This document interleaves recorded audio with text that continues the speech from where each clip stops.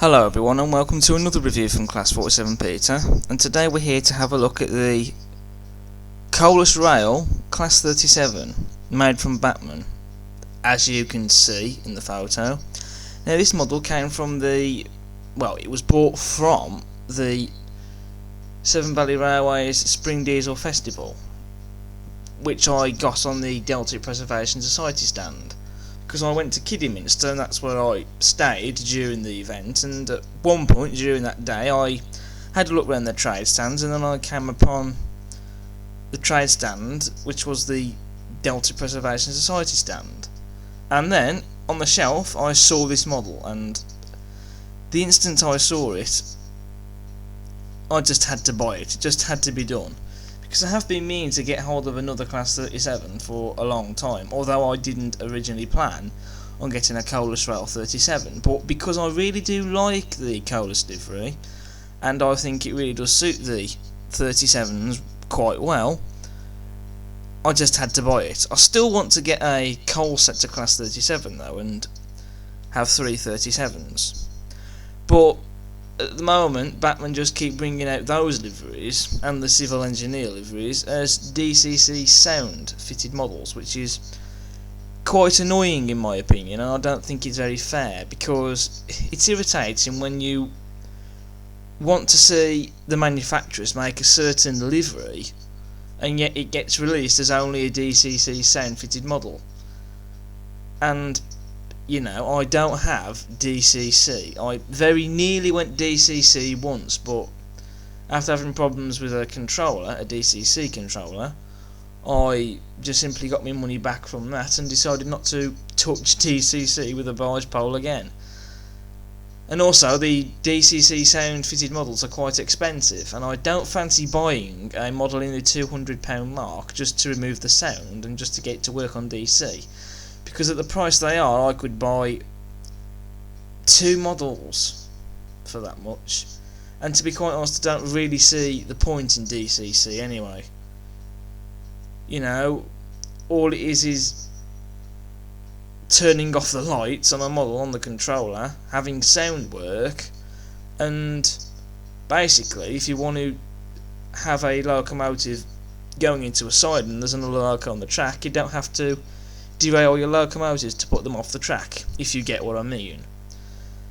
But you know, DCC is very expensive. You have to buy the controller for a start, DCC decoders, sound fitted stuff, etc. DC is a lot cheaper, and I am used to using DC, but you know, I really do think that Bachmann should be bringing liveries out like Coal Sector and Civil Engineers as DCC ready models as well, because they used to, a long time ago, they used to bring them out as both DCC ready and DCC sound fitted models, but nowadays they're just bringing them out as DCC sound models, and I don't understand why. Because like I say, it's not fair to the people who may want those liveries and have DC, and it's quite annoying as well, but that's just my own personal opinion. But anyway, enough of that. Let's get on to what we're here for, the review. Right, so the first thing to do, as ever, is to remove the outer box sleeve. I do apologise for the tear on the box, it already came like that. And on the back of the box you have the brief history for the locomotive. Then we take out the plastic casing, and so now we can get a look at the instructions inside the box. So the instructions we get are pretty much the same thing that we're used to seeing. So this is the care sheet, so if you lose a part you can get one ordered. And also it does mention about the lights as well, because there is a switch under this model. Then on the other side you have the normal instructions, fitting the DCC decoder and the details, taking the body off, lubrication, etc. You all know the drill with that one. And then you have the other bit of paperwork, which is the guarantee and the warranty, and the collector club leaflet, and the warranty service request and the product maintenance and care. Then we take off the plastic casing and we can now get a look at the detail pack and have a look at the detail parts that we get. So in this little bag we get snow plows to fit on both ends of the model.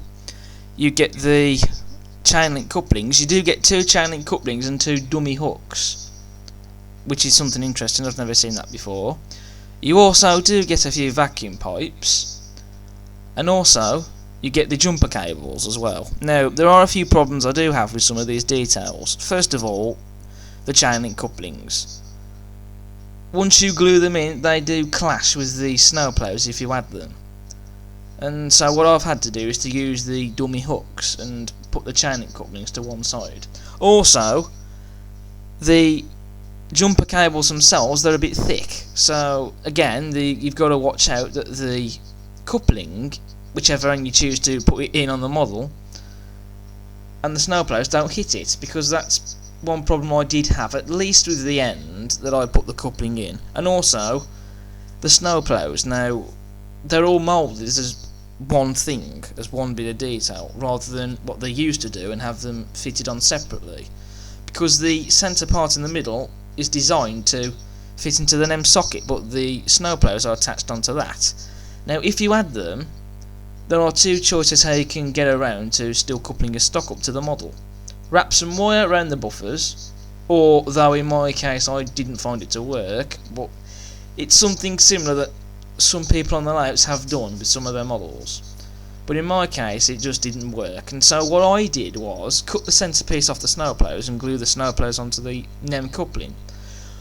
But fitting the snowplows into the NEM socket is very difficult because it's hard to get them in and it's hard to get them out. I actually broke the part that fits into the socket off the snowplow, and so to get it out I had to remove the bogie and basically drill a hole into the part of the snowplow that had broke off, which didn't damage the model, and at the other end of the NEM socket, which, removing the bogie, I was able to push it out from the other end, if you get what I'm saying. But it's good that the details are still there, but just be careful of those things when you come to adding them. Just something I thought I'd point out. So with the detail parts taken to one side, we just open up the box flap, lift it up, and then we can lift the model out, and then putting the rest of the packaging to one side, we can now have a look at the model in detail.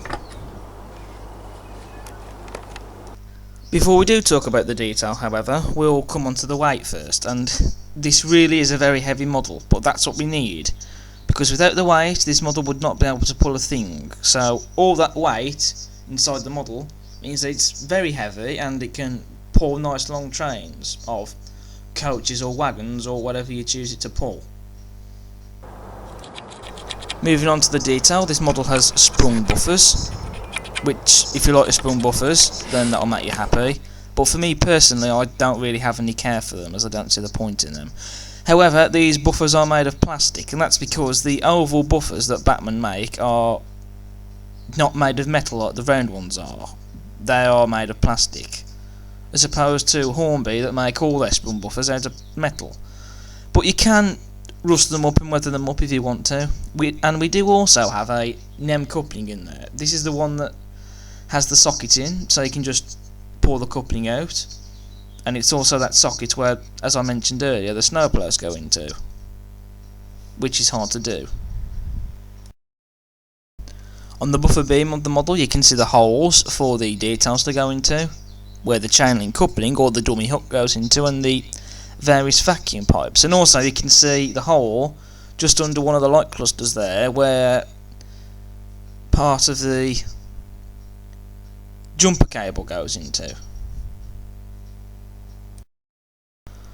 On the front of the loco we have warning signs which are printed on the front. You also have the locomotive's running number 37421, just printed under the lights there. You also have some rivet detail, and you also have some separately fitted lamp irons which are painted, although in this case with the real 37421 in real life it only has one lamp iron on the front of the loco, but that's just a little niggle, because I actually do quite like it having both lamp irons on, and I also do like that, just like on the real one, they're painted.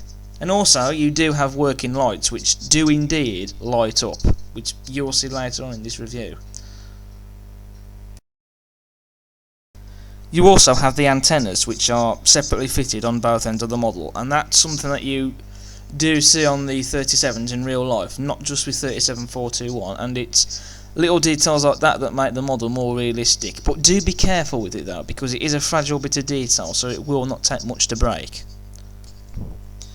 Also on the bonnet we have some latches which open up to parts of the inside of the locomotive. They don't open up on the model, of course, but they don't really need to, but they're there anyway. And so that's a nice feature that they're there, because if they did open, then the model would be more expensive than what it is. We also have glazing fitted in all the cab windows, and also we have separately fitted window wipers as well. We also have separately fitted horns on both ends of the loco, and also, although you can't quite see it in this photo, there are some rivets at the side of the horns, which is an excellent feature to have on any model. Well, the rivets of course, the horns obviously only being on a diesel or electric. Now the livery is very well applied. You have the yellow and the orange and the black. You have the black that's on top of where the roof is, and also runs around the top of the windows and on top of the bonnet. One half of the loco is painted yellow, and the other half is painted orange, which is what I love. And it really does have a classic-esque livery feel to it, because in the classic days, in the olden days, whatever you choose to call them, of the 90s, you had triple liveries, for example, triple grey. Not as colourful, obviously, but you get what I mean. You do have that feel with the livery, even if this one is more colourful and has 3 different colours rather than just 3 shades of one colour. And also I do like the orange warning stripe on top of the roof there, and what I do love about it is how it curves round all the front windows and on top of the bonnet, and that's a really nice feature to have, and it's there on the real thing as well. Then you have the bogies. There are some bits painted on the bogies, which are some of the pipework, which is painted white. You also have springs and footsteps and axle boxes, which these details aren't painted, but then in fairness you don't see that much detail painted on these bogies anyway. And you don't always see painted bits on the bogies, but if you're fussed about them, then it's there for you to sort out. You can paint it yourself, so it's no biggie really. Then we also have a fuel tank in the middle with some detail on there, including the fuel tank dial, which adds to the detail. And also, just on top of the fuel tank there where the body is, you can see some rivet detail, which is excellent. Then we come on to the cab doors. You have some glazing fitted in the windows there, and separately fitted metal handrails and a warning sign printed by the door. The cab door itself does not open, but this is something that Bachmann did do with some of their 37s. However, it's not a feature they tend to use on them now, but they actually did do it on some of their 37s some years ago in one of their batches. There is also some detail in the cab there. It's not painted like you see on the Hornby models, but it's there, and so that's nice enough to have.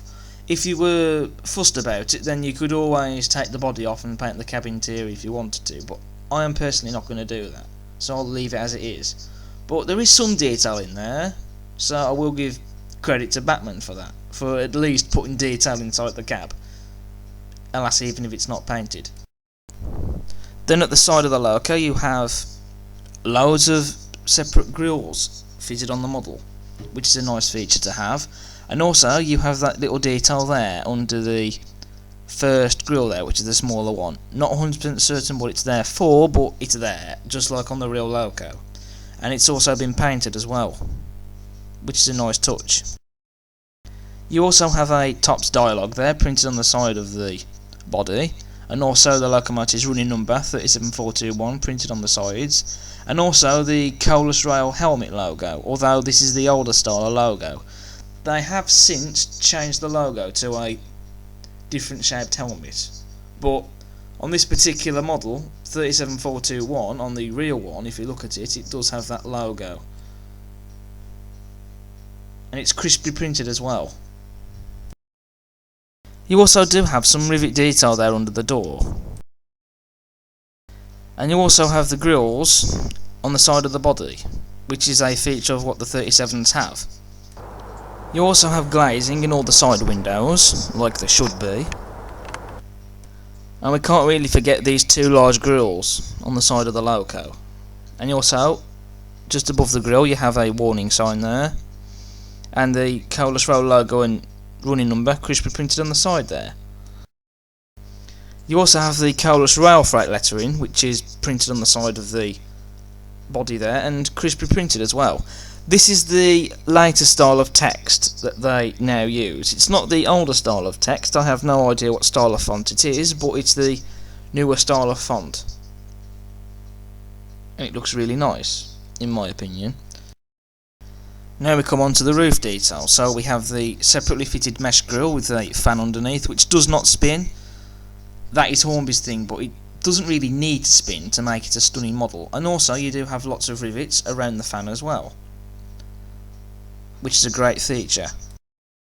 You also have some more rivet detail on top of the roof, and these are latches which open up in real life to the engine. Now again, like the ones on the top of the bonnet, they don't open, but you know, you can't really expect them to open, because again, as I mentioned earlier with them, if they do open on the model, then it makes it more expensive, and it also makes it more fragile as well, to be honest. And then you have the exhaust ports on top of the roof, which you could weather them if you wanted to, and also we also have some rivets around those as well. So the cab roof has plenty of rivets on it, which certainly makes it very eye-catching. Then just for the kicks, we have the other end of the loco, which has the same detail as on the other end, and the buffers on this end of the model are also sprung, just like the ones on the other end are. One thing I nearly forgot to mention, you also have these little bits of detail on the body. I have no idea what it's for. It could be to do with where the fuel pipe goes into when it's being filled up or something, I don't know, but those details are there, and it actually is a nice little bit of detail to have on the model. And also on this end of the cab you have a driver, although in this end of the cab I'm going to make it where the stock's going to be coupled up to, so the driver is going to be facing the other way, but it doesn't really matter. You could always take the body shell off and change them into the other side of the cab, which I have done on occasion, but I wasn't really going to do with this model, so I'm just going to leave him there. And then you have the switch underneath the fuel tank, which is cleverly hidden, because when you're running the model on the tracks you can't really see it. And what this does is it turns the lights off, so you can choose to have them on or off. So you've got the tail lights, you can either have them on or off, and it's the same story with the cab interior lights, you can either have them on or off.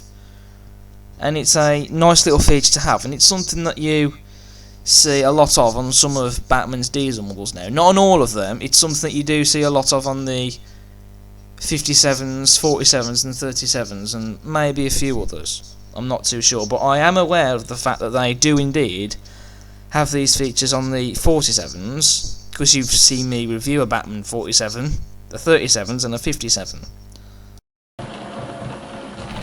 We now come on to the running performance of the model, and I'm pleased to report, as we expect with every new model, once sampled up out the box, the model performed faultlessly around the layout. And as you can see, I have added the detail parts, some of them at least, on the model. And also you can see the working lights, which we have the headlights, the interior lights, and although we can't see it in these pieces of footage, there are also working tail lights as well. Normally I would turn the lights off and show you them, but in this case I didn't. But you can still see them on anyway, in daylight.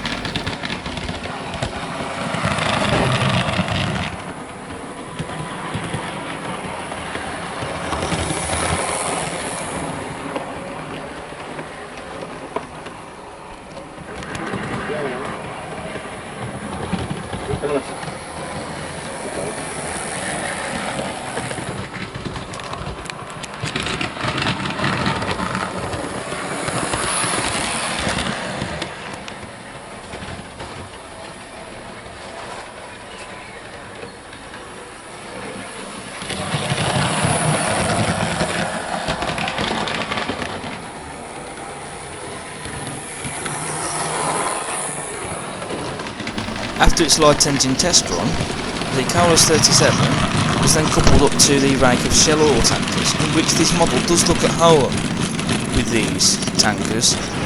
It's not a job that the Colas 37s do in real life though, because more often than not they're used for hauling test trains around the country, but tank trains like this is something that 37s would have done a lot of back in the 70s, 80s and 90s.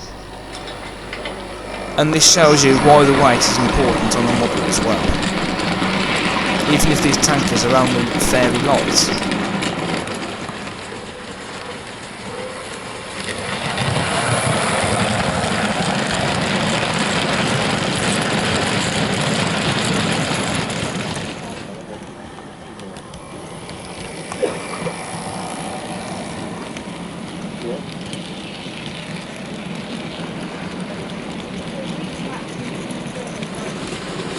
So overall, despite what I have said about the detailed parts that would have to glue on, this is a stunning model and I thoroughly recommend it for your collection. It doesn't even have to be the Colas rail livery, because there are of course other liveries, but in my opinion, the Colas rail livery is one of the best liveries that you can get, as well as the coal sector and civil engineers liveries. Although I do wish Bachmann would stop making those liveries as only DCC sound fitted models though. But for this particular model that we've reviewed, I recommend you get it, because no matter what you get in your collection, you've got to have a 37 or more in your collection. These particular locomotives are one of my favourites in reality, and they are very iconic to have as well, to some extent. And to not have any in your collection, then, well, what planet are you in?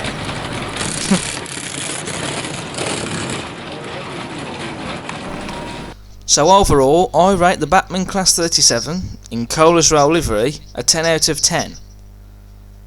What I've said about the detail parts that you have to glue on, it doesn't take away how stunning this model is.